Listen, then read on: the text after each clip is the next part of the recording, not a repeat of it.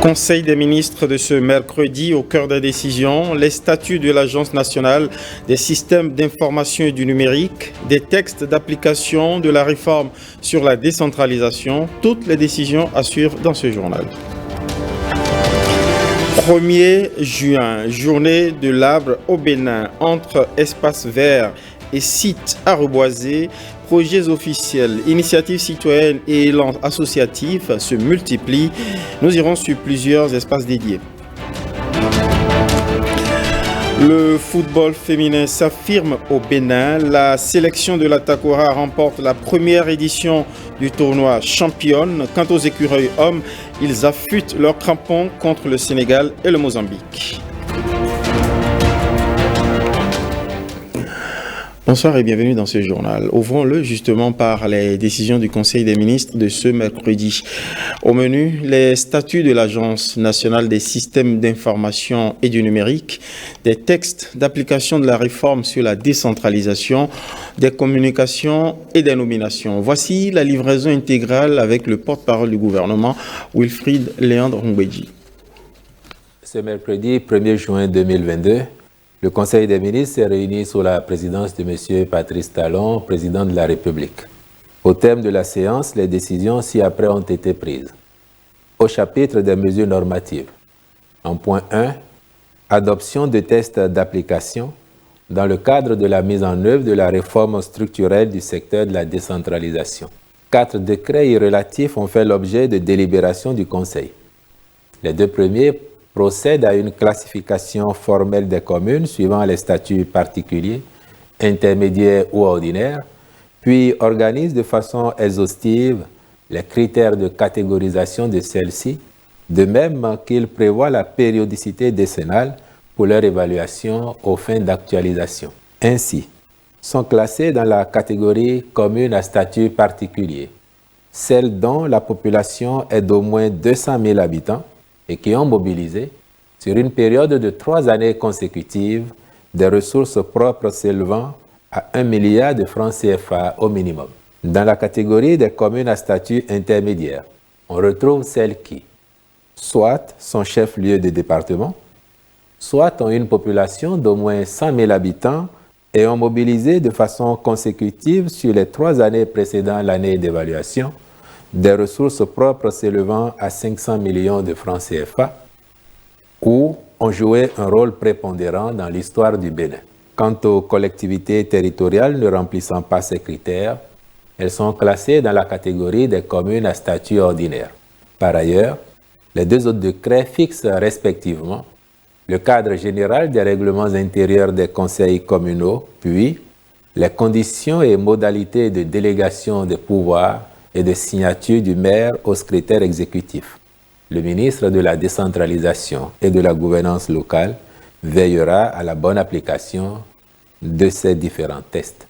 En 2, création et approbation des statuts de l'Agence des systèmes d'information et du numérique.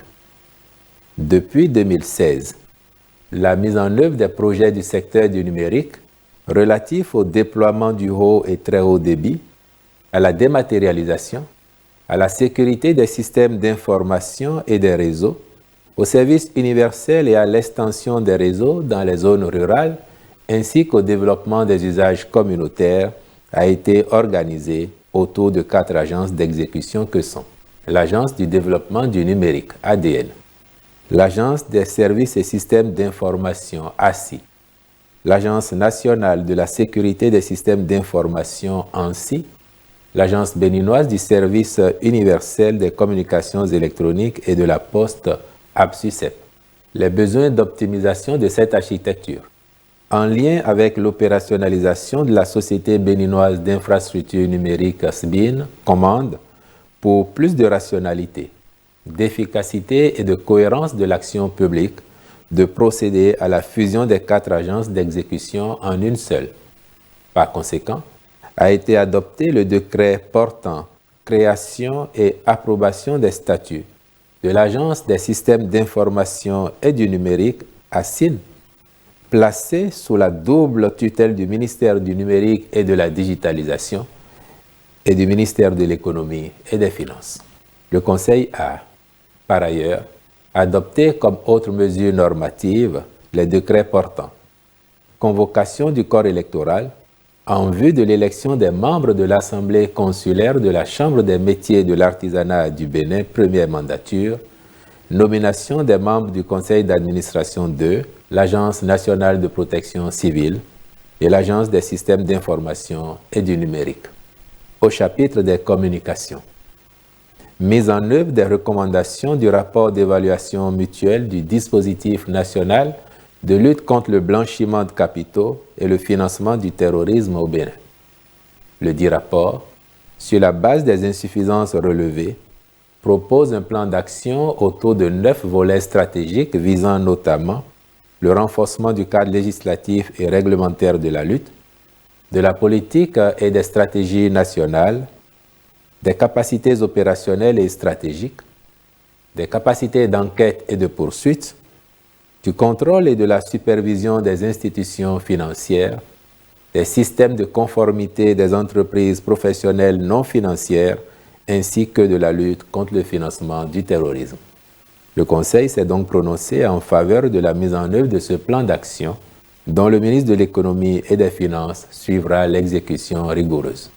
En 2, organisation des élections des membres de l'Assemblée consulaire de la Chambre des métiers de l'artisanat du Bénin, première mandature. Après l'adoption du décret numéro 2022-193 du 23 mars 2022 portant régime électoral à la dite Chambre, qui fixe les règles applicables à l'élection de ses membres, l'étape suivante est la mise en place effective de cet organe. Véritable établissement public à caractère professionnel, il a pour mission la défense, la représentation, la protection et la promotion des intérêts des artisans et des entreprises artisanales auprès des collectivités locales, des instances nationales, sous-régionales et internationales. C'est pour assurer sa mise en place prochaine que le Conseil a autorisé la tenue des élections le dimanche 24 juillet 2022 en vue de la désignation de ces 80 membres puis de leur installation.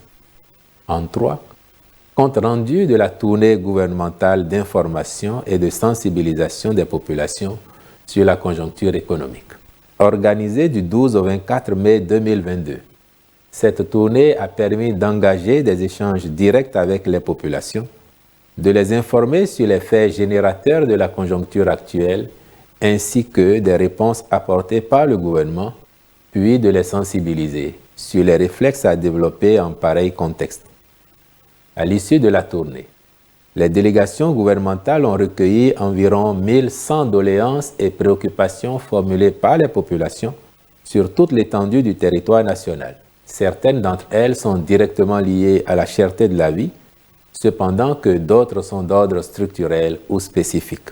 Le Conseil a approuvé ce compte-rendu et, sur la base des suggestions recueillies, instruit les ministres aux fins de prendre diverses mesures.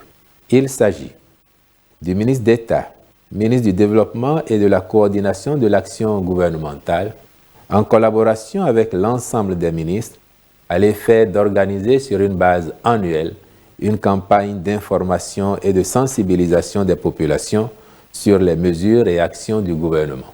Du même ministre, aux fins de prendre les mesures appropriées, en collaboration avec le ministre de l'Industrie et du Commerce et le ministre chargé de la décentralisation, pour mutualiser les ressources des directions départementales en vue d'une intensification des contrôles de prix et l'application des mesures répressives conformément à la loi.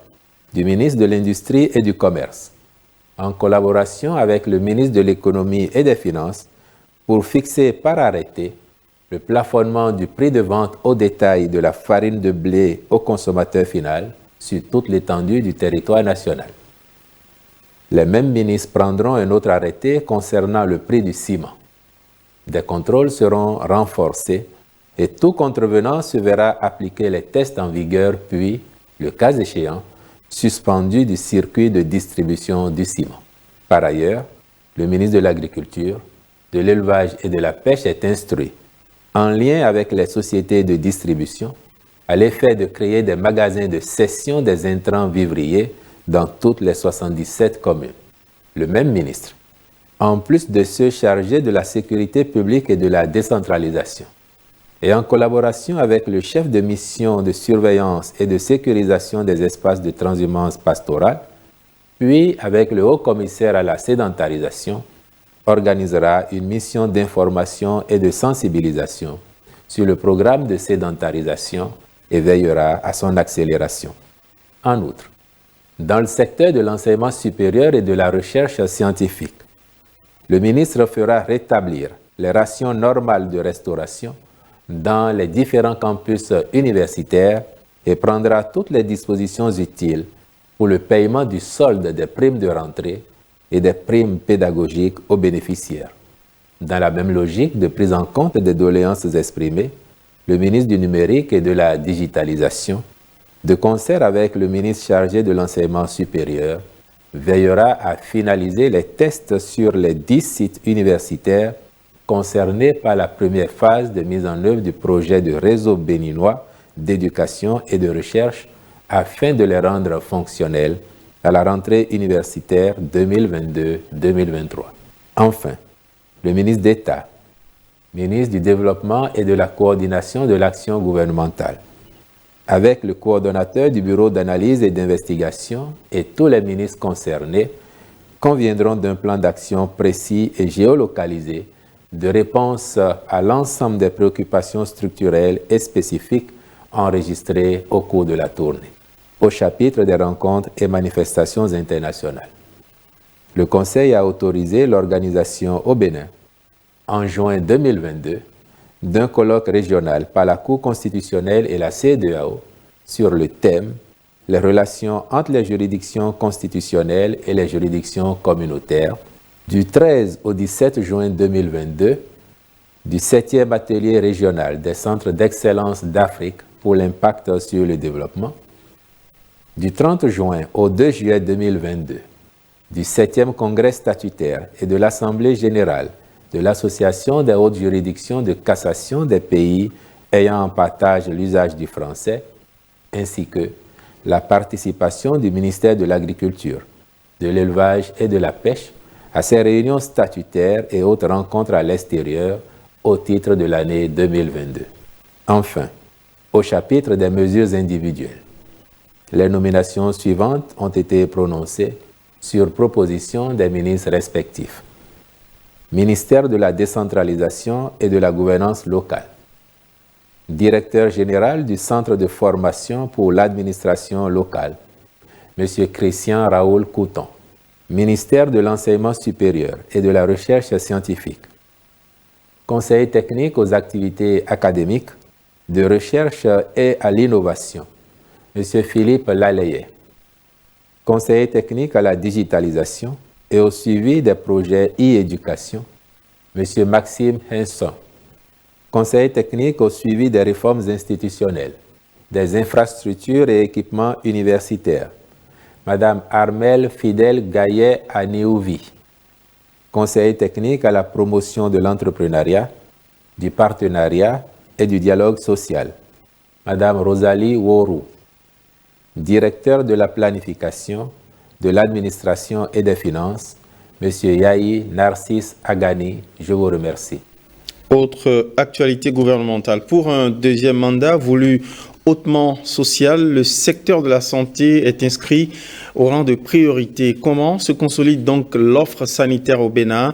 Le ministre de la Santé, Benjamin Rompati, s'est prêté au bilan d'un an de gouvernance sanitaire pour le compte du deuxième quinquennat Talon. Voici quelques points saillants à retenir dans une synthèse proposée par Jennifer Sativi. La question de santé publique se révèle être l'une des préoccupations majeures du gouvernement béninois à travers le PAG2. Le mot d'ordre pour ce quinquennat, garantir des soins de qualité à tous les citoyens béninois sans distinction aucune. Il n'est pas question demain de se dire que X a des soins de qualité inférieure, Y a des soins de qualité supérieure. Non, nous veillons à ce qu'il y ait de l'équité. Il y ait de l'équité également dans l'offre des soins. Et pour y parvenir, La part belle a été attribuée cette première année à la construction d'infrastructures de qualité avec une panoplie d'offres capables d'assurer le confort des patients.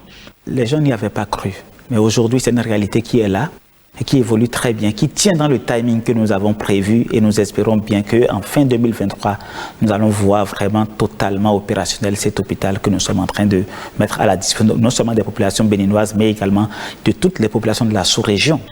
La forte demande en matière de soins dans le secteur privé est également un point important. À travers un test de loi voté à l'Assemblée nationale, l'État travaille à élargir le champ en matière de création de centres de santé. Il n'y a pas d'investisseurs privés qui peuvent investir de l'argent pour permettre la création d'une structure privée. Aujourd'hui, ça va changer avec cette nouvelle loi. Nous allons favoriser l'investissement privé. Il y a des corps qui n'étaient pas encore complètement organisés au niveau de l'ancienne loi qui existait, des corps qui n'existaient pas peut-être en ce moment. Aujourd'hui, nous les avons également intégrés. Le sous-secteur de la pharmacie est également au cœur des réformes. L'objectif est d'en venir à bout des nombreuses dérives. Nous avons fait aujourd'hui en sorte que nous puissions assainir le milieu avec l'Agence béninoise de régulation, qui a en charge d'assurer que les autorisations d'importation soient délivrées dans les bonnes formes. On a fait un contrôle dernièrement et nous avons regardé toute une série de médicaments prélevés dans toutes les officines du territoire. La gestion de la pandémie du Covid-19 pendant l'an 1 du PAG2 a également favorisé une accalmie dans la propagation du virus. Le ministre Benjamin Rongpati exhorte toutefois au strict respect des normes dictées par le gouvernement. Après les membres du gouvernement, les partis politiques descendent sur le terrain pour prendre leur part à la campagne de sensibilisation sur les mesures anti-vie chère. L'objectif est tout simple, sensibiliser leurs militants et en faire des ambassadeurs des mesures de soutien à la résilience et contre la conjoncture économique. Le parti Moël Bénin a fait l'exercice dans les communes de Malanville, Karimaman et Kandi dans le département de l'Alibori. Retour sur cette descente de Jacques Ayadi et ses lieutenants sur le terrain dans le reportage de Nestor Sella. Le président du parti Moël Bénin, Jacques Ayadi, a pris son bâton de pèlerin pour apporter la bonne nouvelle à ses militants. Dans les communes de Malanville, Karimaman et Kandi, les membres du bureau exécutif du Moël Bénin ont opté pour un langage franc et direct. Face à la crise, nous prônons à Moël Bénin le patriotisme économique. Il est important que nous produisions ce que nous consommons et que nous consommons ce que nous produisons. Au détour de cette séance, le président Jacques Ayadi installe les coordonnateurs d'arrondissement avec une nouvelle lettre de mission. Vous êtes des brigadiers pour aller attraper à partir de talons les commerçants véreux qui empochent les subventions et qui continuent par nous rendre la vie chère en nous vendant les choses chères. Non, il faut qu'on change et que nous pensons chaque fois que nous agissons à ceux qui sont autour de nous. Et si on pense à ceux-là, nous n'allons pas avoir les moyens pour vendre l'engrais à 14 000 et quand même le vendre à 25 000. Voler 11 000 francs à l'État, ce n'est pas bien. C'est mauvais aussi bien pour ces commerçants qui vendent à 25 000 que pour ceux qui achètent. Ils sont tous des criminels. Nous promettons, en tant que brigade d'arrondissement, d'aller de hameau en hameau, pourquoi pas de ménage à ménage, pour transmettre ce message. La guerre contre les commerçants véreux est ainsi lancée par Moël Bénin afin de soutenir les efforts du gouvernement qui lutte contre la cherté de la vie. 1er juin, journée de l'arbre, journée de manifestation et d'exhibition de la conscience environnementale au Bénin. Parmi les initiatives citoyennes, l'engagement pris depuis 1 an par la SGDSGN, la Société de gestion des déchets et de la salubrité du Grand Nokoué, a honoré cette 38e édition de la journée nationale de l'arbre. Les responsables et agents de l'entreprise ont mis en terre aujourd'hui même diverses variétés de plants. Allons sur l'espace choisi à Semekoudi avec nos reporters Alexandra Diotan et Igor Ayoso. Mise en terre suivie d'arrosage de plants sur ce site de Semekpodi, une nouvelle unité de la société de gestion des déchets du Grand Lokwe. Acte posé dans le but de réduire ou d'absorber les émissions de gaz à effet de serre que les activités de l'entreprise génèrent. En tout et pour tout, nous avons rejeté par nos activités près de 4000 tonnes de CO2 dans l'air, dans l'atmosphère. Et nous ne pouvons pas rester les bras croisés face à ces impacts négatifs. La collecte des ordures génère à elle seule 1500 tonnes de CO2.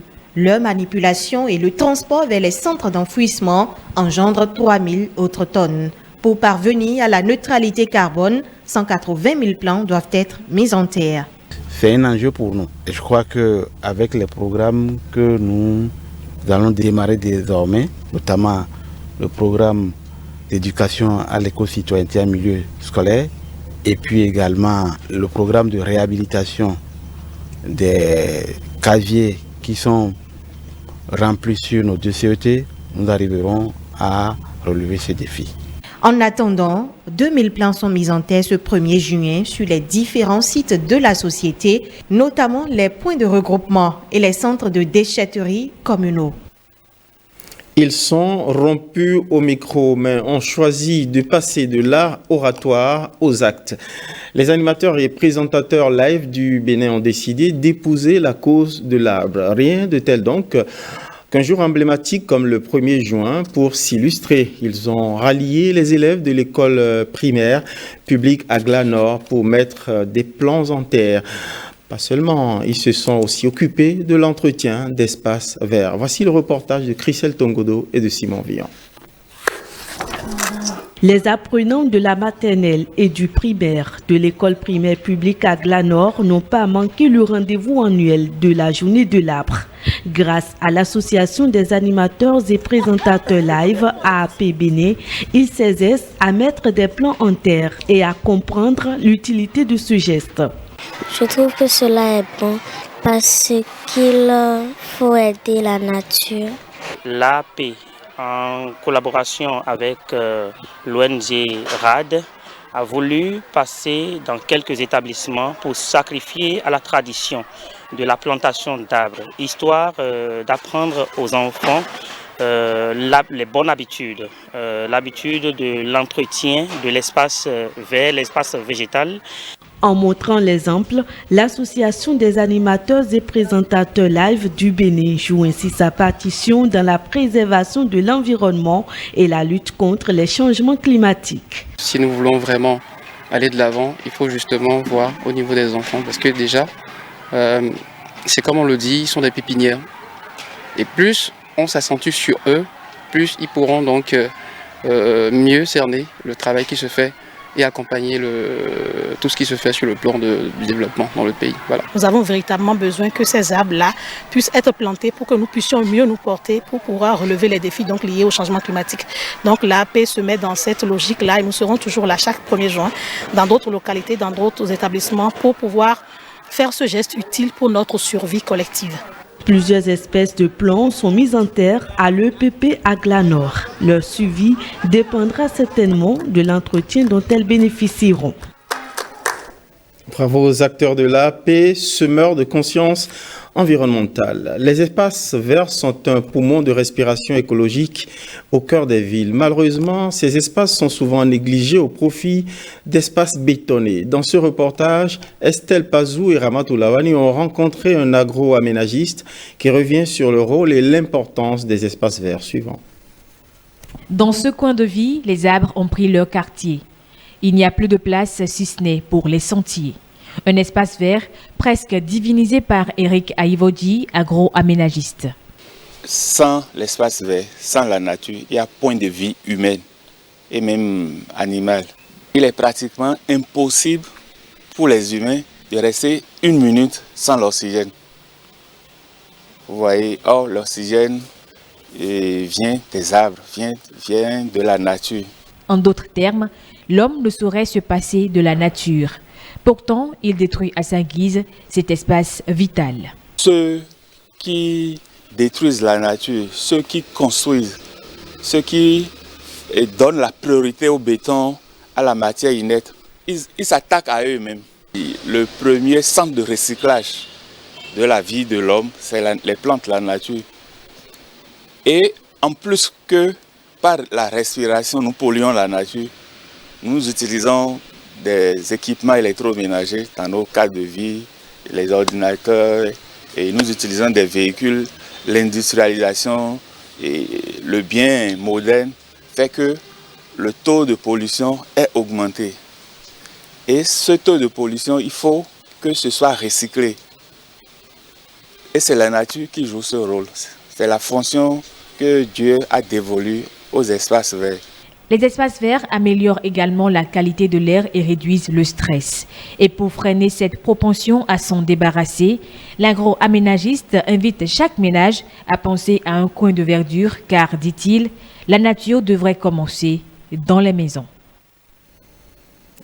Aujourd'hui, 1er juin, journée de l'arbre, les femmes leaders de la CSA Bénin, la centrale des syndicats autonomes du Bénin, ont décidé aussi de poser le geste symbolique, la mise en terre de plusieurs plans dans l'enceinte de l'Office de radiodiffusion et télévision du Bénin, le RTB. Suivons le reportage. Un réflexe de préservation de l'environnement, la mise en terre des plans. Une valeur que partage le Comité national des femmes travailleuses de la Confédération des syndicats autonomes. L'arbre, c'est la vie et les femmes aussi constituent la vie. Si nous ne nous mobilisons pas pour planter des arbres, et comme un auteur l'a dit, celui qui n'a pas planté un arbre avant de mourir a vécu inutilement. Donc notre mandat serait inutile si on ne pense pas à reboiser. Il y a beaucoup de défis à relever par le gouvernement. Et nous avons décidé aussi de l'accompagner. Ces défis ont pour nom la sécheresse, le dérèglement climatique, et la conservation de la biodiversité et l'assistance à l'autosuffisance alimentaire. Aux côtés de ces femmes pour ce geste utile, des agents de l'ORTB accompagnés des responsables et du secrétaire général adjoint de la CSA Bénin. On dit que planter un arbre, c'est vivre 100 ans. Cette initiative est très belle, très pertinente. C'est dire que la CSA Bénin, la Confédération des syndicats autonomes du Bénin, ne fait pas que dans les revendications. Nous faisons aussi dans l'environnement. C'est la raison pour laquelle nous sommes venus planter des arbres. Et d'ici quelques années, je pense que ça va pousser pour donner de l'ombre et rafraîchir l'environnement. La direction générale de l'ORTB, par m'avoir remercié les femmes de CONAFETRAP. Et nous sommes très contents. Deuxième chose, l'ORTB va veiller à l'entretien de ces arbres. Et donc, chaque agent de l'ORTB qui passe par ici, il faut qu'on ait ce réflexe-là d'arroser les plants pour pouvoir en bénéficier. La CONAFETRA a donné le ton de l'entretien en mettant à disposition de l'Office des cages de protection des plants et des arrosoirs. Un 1er juin, autrement. Reportage signé par nos jeunes consoeurs stagiaires Marlène Kassa, Fleurine Chaillon, soutenu, porté par la voix de Jean-Claude James. L'Association nationale des élites du Bénin forme les responsables de ces sections départementales sur les défis climatiques à travers un colloque animé par des experts environnementaux. Dans leur rang, un spécialiste nommé William Tchoki, accompagné de Simon Villon. D'épaisses fumées émises par des industries dans la nature. Une activité humaine, source de pollution, de rejet, de dioxyde de carbone, principal gaz à l'origine des dérèglements climatiques. Ces hommes et femmes responsables des sections départementales de l'Association nationale des élites du Bénin reçoivent d'amples explications sur les effets néfastes du réchauffement et les moyens d'y remédier. Chaque pays réfléchit et adopte des mesures en vue de trouver enfin la résilience. Nous avons en perspective un jardin botanique qui sera dans l'arrondissement de Ségou, dans la commune d'Alanda, qui va nous permettre de contribuer à la protection de la faune et de la flore, et particulièrement les espèces rares. Le gouvernement a élaboré plusieurs politiques, plusieurs stratégies qui sont mises en route par le programme Environnement et Climat piloté par le ministère du Cadre de Vie et du Développement durable et dont les objectifs, entre autres, sont d'améliorer la résilience des ménages au changement climatique et de freiner l'érosion côtière. Rendre nos populations plus résilientes face au changement climatique, les ODD donnent déjà la marche à suivre pour l'atteinte d'un développement durable et l'ANEB en fait sa feuille de route. Actualité de la vie partisane au Bénin. Les femmes leaders de l'Union progressiste du ZOU se sont retrouvées le week-end dernier à Kové pour revivifier leur engagement partisan. Et oui, les législatives approchent. Du coup, ce sont toutes les sections des 9 communes du département qui se sont mobilisées. Plusieurs personnalités du parti ont également pris part à la rencontre. Reportage, Mirabel Apaki, Judikaël Ayelan. Elles se retrouvent pour une animation de leur parti politique en vue d'une meilleure organisation de leur creuset. L'initiative propre au mouvement du ZOU se veut une rencontre qui outille les femmes et renforce leurs capacités sur le leadership. L'organisation interne du parti, l'animation du parti et la formation des militants. Et ce que je constate dans le ZOU actuellement avec les femmes, nous avons ces 3 éléments qui sont réunis. Et donc, nous organisons les femmes pour qu'elles puissent travailler pour l'enracinement de leur parti, mais qu'elles travaillent elles aussi pour le leadership féminin. C'est peut-être l'occasion pour moi de lancer aussi un appel aux autres départements pour que nous puissions tricher un peu le ZOU et que nous organisons nos femmes au sein donc du parti. L'information, la connaissance et autres rudiments pour un meilleur engagement, ce sont là les outils mis à la disposition des femmes pour qu'elles soient en mesure de défendre les idéaux du parti, de contribuer à sa construction et d'être membres à part entière. Nous sommes militants de l'Union progressiste parce que, nous sommes inscrits dans la base de données de l'Union progressiste. Nous participons aux activités de l'Union progressiste. Nous avons notre carte de membre. Quel est notre rôle dans l'enracinement de notre parti? Faire connaître aux femmes les opportunités à saisir pour leur autonomisation et resserrer les rangs pour une meilleure représentativité aux législatives qui s'annoncent. Voilà autre aspect du message porté par la directrice administrative de l'Union progressiste aux militantes du ZOU. Cette retrouvaille des femmes de l'Union progressiste est rehaussée par la présence de certains hommes de la même famille politique. On va passer à la cause des enfants à présent. Plus aucun enfant ne sera laissé pour compte par le système éducatif à cause de son handicap au Bénin. C'est l'objectif visé par le projet d'appui à l'éducation inclusive à travers l'amélioration des perceptions du handicap EDIP Bénin. Piloté par l'ONG CIPCRE Bénin avec le soutien technique et financier de la fondation ERIX, le projet a été lancé ce vendredi dernier, au cœur de la vallée de Lomé, à la mairie d'Adiom. Calvado avant nous, Nathalie Doris Orolabi. Initié par l'ONG CIPCRE Bénin, le projet d'appui à l'éducation inclusive à travers l'amélioration des perceptions du handicap, EDIP Bénin, vise à donner la chance aux enfants en situation de handicap de jouir de leur droit à l'éducation. Les actions au niveau national permettront de renforcer les conditions cadres pour l'effectivité de l'éducation inclusive au Bénin. Le projet intervient dans les 4 communes de la basse vallée de l'Ouémé, à savoir Bonou, Adjoum, Dangbo et les Aguégui. Nous prenons ici et maintenant l'engagement de jouer notre partition pour la réussite totale du projet EDIP Bénin. EDIP Bénin est devenu réalité grâce au soutien technique et financier de l'ONG suédois ERIX. ERIX est une organisation de droit suédois dont le travail humanitaire et de développement communautaire place l'enfant au cœur de toutes ses interventions. Notre mission est de combattre la pauvreté et la vulnérabilité des enfants à travers la réalisation de leurs droits. Ce projet permettra d'améliorer la perception du handicap dans la vallée de l'Ouémé. Merci d'avoir pensé à ce que tous les enfants aillent à l'école, quelles que soient leurs conditions. Pour le ministère des Enseignements maternels et primaires, le projet Oedipe Bénin cadre bien avec les ambitions du gouvernement béninois en matière d'éducation inclusive. J'adresse mes chaleureuses félicitations et ma gratitude à l'ONG CIPCRE Bénin et son partenaire Eric pour avoir visé l'un des meilleurs angles d'appui au système éducatif béninois. Oedipe Bénin, c'est 3 ans de mise en œuvre avec un budget global de près de 285 millions de francs CFA. Quelques jours déjà qu'il a été arraché à l'affection du public béninois.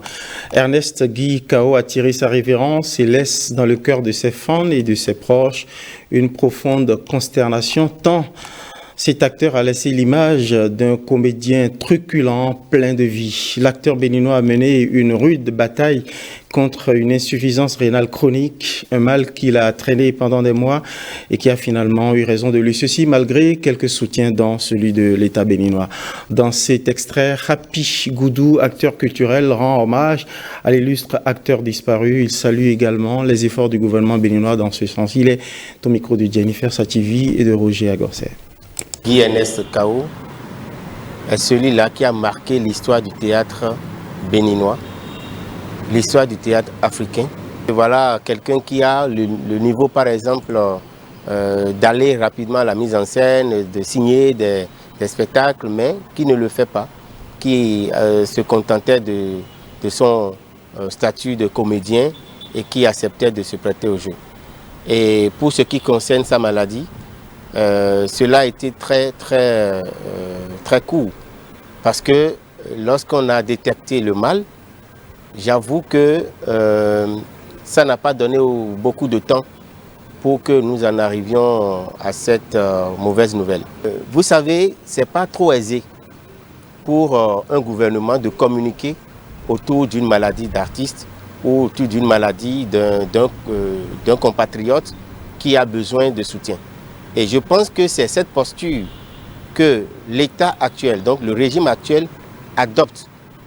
Je suis témoin en tant que journaliste culturel d'abord d'un certain nombre de visites que le gouvernement du Bénin a suscité et responsabilisé le ministère en charge de la culture qui a délégué les responsables, donc souvent à la tête de cette délégation, le directeur de cabinet, et c'est des hommes qui sont là, les gens peuvent témoigner, qui vont lui rendre visite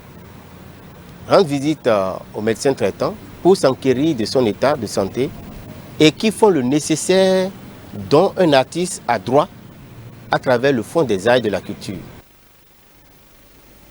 Salut Ernest.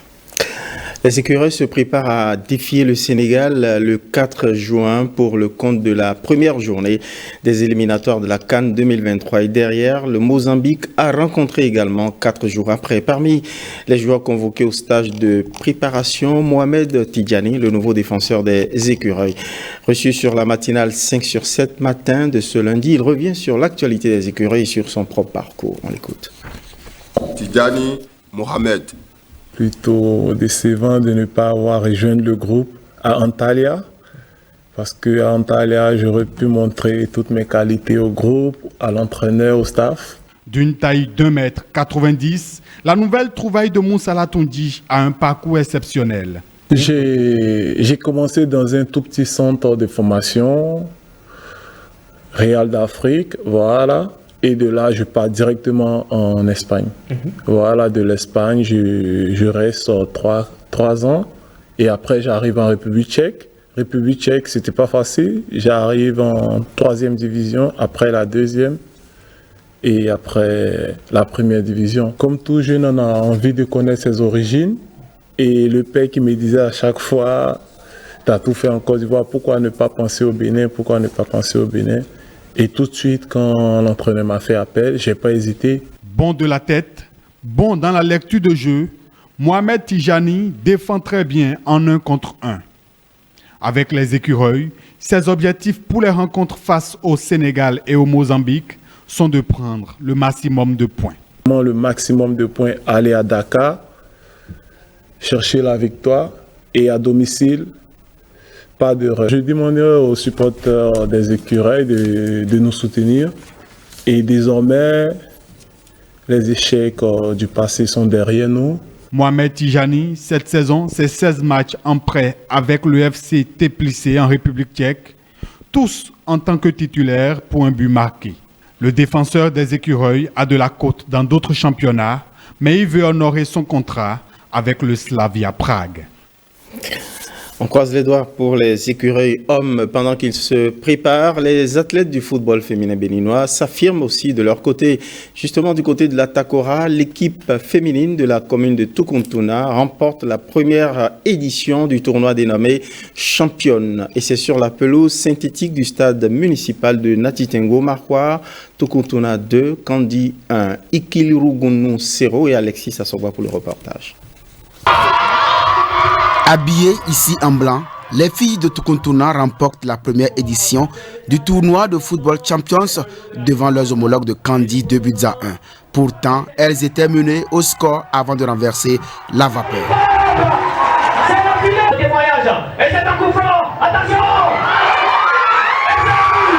Il y avait le moral de l'équipe et ils avaient la détermination de remporter la victoire. Je les encourage parce que ce n'est pas donné de n'importe qui de venir à une finale pour une première édition dans le département de la Liborie. Nous sommes les seuls qui sont venus depuis le Cheye Sonsoro. Nous sommes découragés. Le match qu'on avait fait là, ça m'a découragé parce qu'on n'a pas pu marquer le but. Il faut toujours tenir le coup, même quand ils ont mis le but. On ne voulait pas perdre espoir quand même. Le projet Championne autour du football féminin est initié avec l'appui financier de la FIFA, de l'Agence française de développement et Plan international. Ce projet n'a pas pour mandat de former des stars de football, quoique cela peut créer des vocations. Championne fonde ses activités sur un site d'apprentissage. Chaque fille appartient à une équipe qui est encadrée par un binôme qui habite leur communauté et qui leur servent de mentor et qui les accompagne dans le développement de ses compétences. Au Bénin, ce projet a enrôlé 1440 filles et élèves et apprentis déscolarisés ou non scolarisés et 360 garçons élèves âgés entre 12 et 18 ans. L'Agence française de développement a souhaité en faire une de ses propres priorités, au travers de son engagement à agir 100% pour le bien social. Le tournoi Champions première édition a démarré le 8 avril suivant 3 phases. Il s'agit des phases inter-villages, inter-communes et interdépartementales qui a vu Tukuntuna dans la Takora remporter le trophée au détriment de Kandi, venu de la Liborie.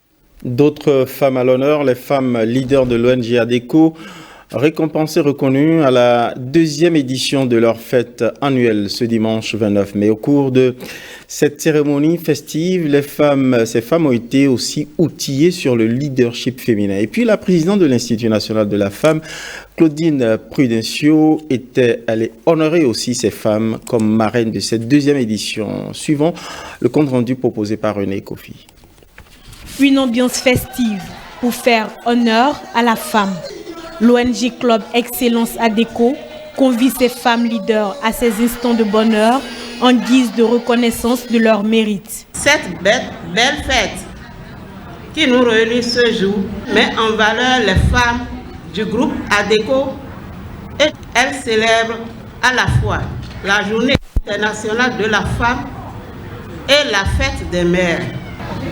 À vous les femmes leaders, piliers et socles du succès, nous voudrions vous dire que sans vous, rien de grand ne pourra être possible. Elles sont toutes leaders dans leur domaine d'activité. Des femmes aux talents reconnus, validées par la présidente de l'Institut national de la femme, dont elles renforcent par une conférence sur le leadership. L'ONG ADECO, dans sa vision d'œuvrer pour le développement intégral et inclusif du secteur de l'artisanat, a fait du leadership féminin une priorité.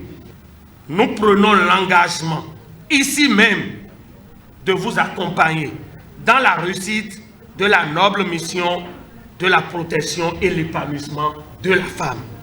En matière d'artisanat, la concurrence est rude.